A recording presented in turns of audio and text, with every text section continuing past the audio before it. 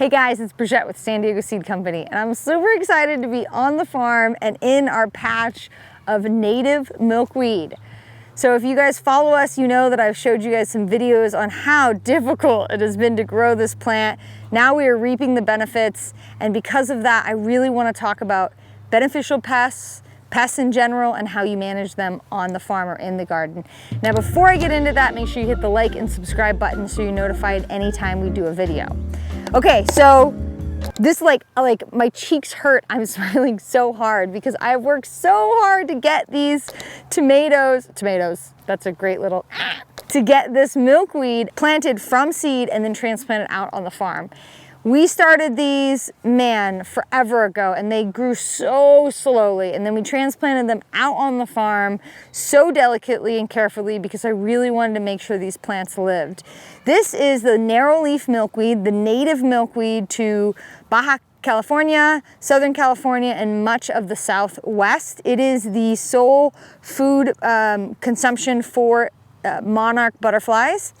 It is a beautiful flower, and as you can see by the tons and tons of insects that are all over it, it is a natural pollinator attractor. Now, if you really look in here, you can see that there are tons of insects on here, both we have bees, we've got butterflies, and we also have these small aphids. These are very common aphids that you get on all of the milkweed species. So that's native milkweed, that is tropical milkweed, all the different varieties of milkweed, you will see this aphid on it. It's a very common insect that will take advantage of this beautiful growing plant. Now the reason why I want to point it out to you is because whenever you're in the garden and you're looking at an insect and you're going, oh my God, what is this? Oh my God, and it is kind of gross because they're like all over it. And you're thinking, oh my, I have to get rid of them. They're disgusting, they're insects, they're on my plant, what are they doing? Are they hurting my plant? Are they gonna kill my plant? I want you to stop right there and take a deep breath and really think about what it means for that insect to be on that plant. That particular type of aphid is very common on this plant. Now, if I were to spray anything on this plant, I could impact the life cycle of the very insect that I'm trying to attract, which is the monarch butterfly. I planted all of this area and dedicated all this row space on our farm to this one plant because I want to see monarch butterflies here. And I want to produce the seed of this plant so that I can package it and share it with other gardeners who want to plant it to see monarch butterflies.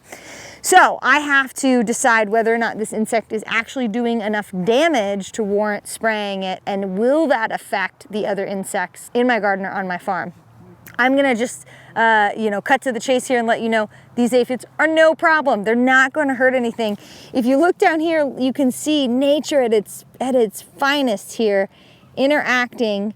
We've got a ladybug. Oh look, can you see? The ladybug totally grabbed the aphid. Are you getting this?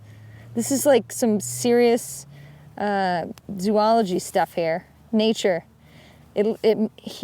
She moved with it. Look at, she's got it. Oh, I'm sorry. Okay, I'm not trying to mess up your lunch. Okay, the point is, you just saw something really cool there, and that is an insect that we like, ladybugs, eating an insect that we don't really like, aphids. So nature is already taking care of what needs to happen here, and I don't need to come in and interfere. I don't need to waste the chemicals or the products, my time or my energy, and I don't want to mess up the equilibrium of this ecosystem that is growing here. So in a nutshell, this whole patch will grow all year. We will let it go to seed, so it's flowering now, it'll go to seed, and we are not going to put one single product on it because I do not want to have the potential bad effects for the insects that I am attracting, which is the whole reason why I planted this. Now, how is this information applicable to you in your garden? Well, I want you to be cognizant and aware anytime you go to grab a spray bottle of something. Think about what insect you are trying to kill and what insect you might indirectly or directly kill as well. And how does that play a role in your garden? I want lots of ladybugs to thrive on my farm because they actually keep the aphid population down, along with parasitic wasps and so many other insects. And so every time I use an insecticide, organic or not, I'm disrupting both sides of that cycle. So it's important to always think about that before you use a product in the garden, and just be aware of the effects, the unintended effects that could happen when you spray a chemical in your garden. So one of the #1 questions we get sent to us, people call us, they email us, they're asking us on social media, what do you plant for pollinators? Well, I just want to get this out there that any flower is going to attract a pollinator of some sort. Now we're planting this native milkweed specifically because it is native to Southern California, grows really well in our drought and hot climate, and it attracts monarch butterflies. But any flower is going to attract a pollinator, and a pollinator can be anything from a bee to an ugly wasp that nobody cares about.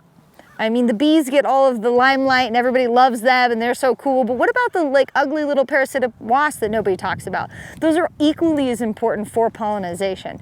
So for brand new gardeners who haven't grown before and want to have a garden that is pollinator friendly, here's some of the top tips for you. 1, plant tons of flowers. Plant every flower that you like. Try to plant it from seed so that you can guarantee that it is pesticide free. That's a better idea versus going out and buying 6 packs of flowers from, let's say, a big box store that may or may not have been treated with some pretty gnarly chemicals.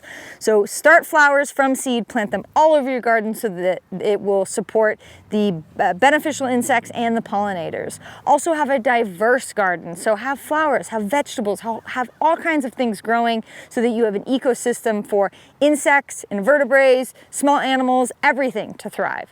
Next, as I mentioned in this video, be very wary of spraying anything in your garden, especially if you are going to eat the produce out of that garden.